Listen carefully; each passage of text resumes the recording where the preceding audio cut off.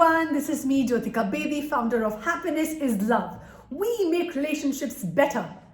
Do you have awareness on your inner critique? We all have an inner voice or an inner critique. Are you aware? Do you check in with yourself and check that inner dialogue? The critical inner voice is a concept which is used in popular psychology to refer to an inner part of ourselves that judges and demeans the self. The inner critic often produces feelings of shame, deficiency, low self-esteem, and sometimes worthlessness. It may also cause self-doubt and undermine your self-confidence. And it's very common for people to have an inner critic which is so harsh that it almost is hurtful. It hurts yourself, it hurts your relationship with others, and it is unhelpful. If you're like most people, your inner critic sizes up the present, anticipates the future, and maybe sometimes examines the past. It evaluates other people and the surroundings and the circumstances, but it especially likes focusing inward, making oneself the prime focus. And when it does, what does it tell you most often? Maybe it is celebratory at times, often a well-deserved pat on your back, or it could be something encouraging or soothing or forgiving, understanding or inspiring. But it is most likely going to be fault-finding, disapproving, hurtful, sometimes even malicious. Another great concern over the inner critic is that it often poses its criticism as the absolute truth. And this is true of you, it's true of me. So what does the inner critic really look like? There are 7 types of inner critics, and I'm sure you can relate to them because I can too. Number 1 is the perfectionist. This critic tries to get you to do things perfectly by setting high standards for the things that you produce and has difficulty saying something is good enough. And that's why our inner dialogue pierces inside and keeps saying, I am not good enough. And we all sometimes suffer from the not enough syndrome. I'm not good enough, I'm not fit enough, I'm not pretty enough, I'm not happy enough, I'm not healthy enough, I'm not wealthy enough, etc., etc. This is something we all are familiar with. I had this too, and I had to challenge that negative self-talk, that inner critic that was holding me back from being my bestest, grandest selves. Next, the inner controller. This critic tries to control your impulses, eating, drinking, even your sexual activities. It is polarized with an indulger addict who it fears can get out of control at any moment. Next is the taskmaster. This critic wants you to work hard and be successful. It fears that you may be mediocre or lazy and will be judged as a failure if you don't push yourself and keep going on. It's a good thing, however, the problem is it becomes excessive. It becomes all-encompassing where you become too hard on yourself. The underminer. This critic tries to undermine your self-confidence and self-esteem so that you don't take risks. We all are familiar with this. The destroyer. It makes pervasive attacks on your fundamental self-worth. It shames you and makes you feel inherently flawed and not entitled to basic understanding or even respect. This most debilitating critic comes from early life deprivation or even sometimes from trauma. It is motivated by this belief that it is safer not to exist, the destroyer. The guilt tripper. We all are familiar with the guilt tripper. This critic is stuck in the past.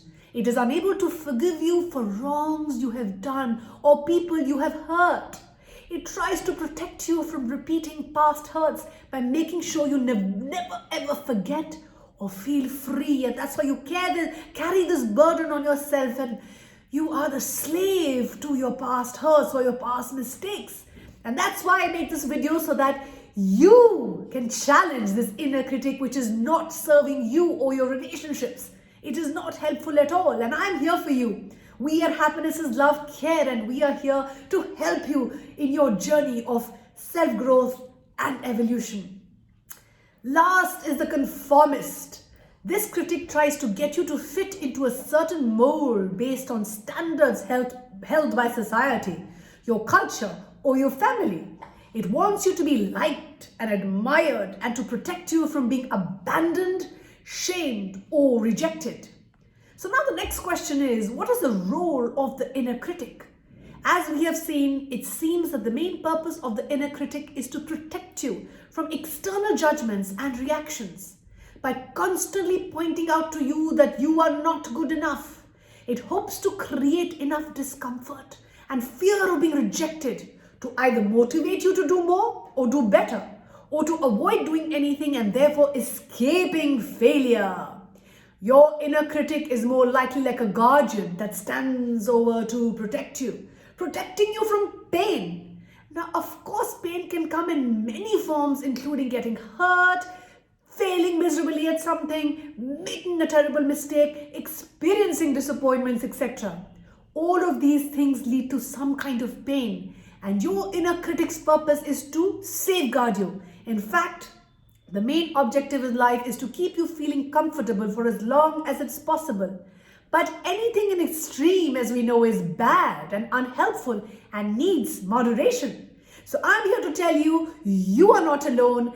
We are here to tell you, you can tame your inner critic, and it starts with self-awareness, starts with self-acceptance, and then we move on to alteration so that you know you have to change, challenge, check that inner critic and make it more positive. So here I am to share some steps to help you deal with your inner critic if you are struggling. Number one, become more aware of your inner dialogue. Pay attention and identify the things your inner critic tells you in various situations. For this, we need to be mindful of our thoughts and our feelings. For example, what is my inner critic telling me? What are some common themes and patterns that I need to look at, I need to recognize and be more mindful? How does all this affect my behavior? How does it affect my feelings? What does all this say about me? Where did this opinion really come from? Is this opinion based on a fact, or is it purely my mind's imagination or fiction? Where did I first learn to think this way? I'm going to challenge you, and please press the pause button. Think of these pertinent questions, and believe me, it can change your life. Next, acknowledge your inner critic. We are often advised to stop thinking this way or stop saying that to ourselves, but instead of trying to mute your inner critic, remember its main objective is to protect you, and there is a good chance that it will escalate its efforts if you dismiss its warnings. Rather, acknowledge the voice and try to identify what your inner critic is trying to protect you from.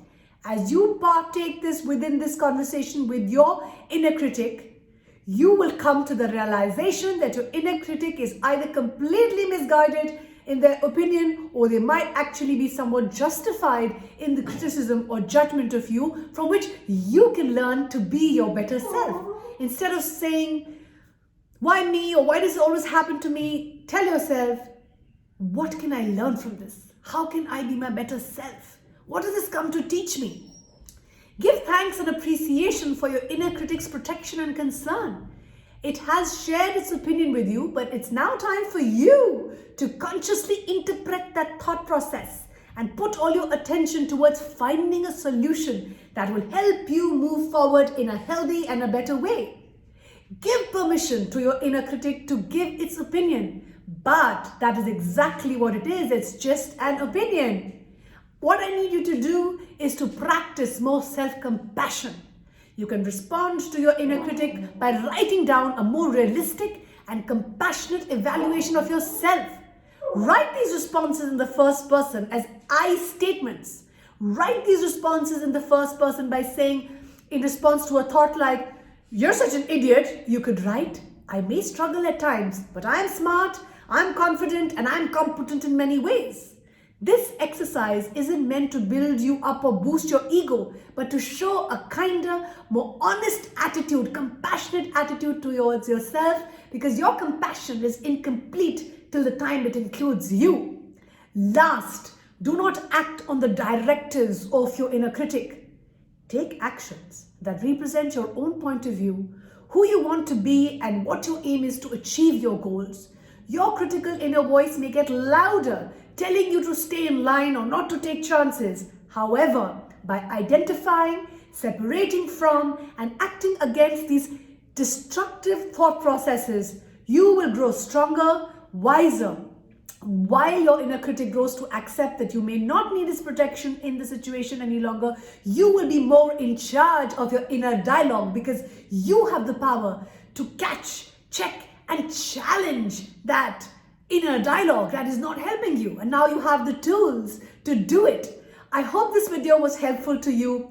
We are eternally grateful for all the love, support, and encouragement that you shower on us. And this is what keeps us motivated to curate the kind of videos that we do, because we believe together we can learn, together we can grow, and together we can build a better tomorrow. Keep smiling, keep shining, keep inspiring.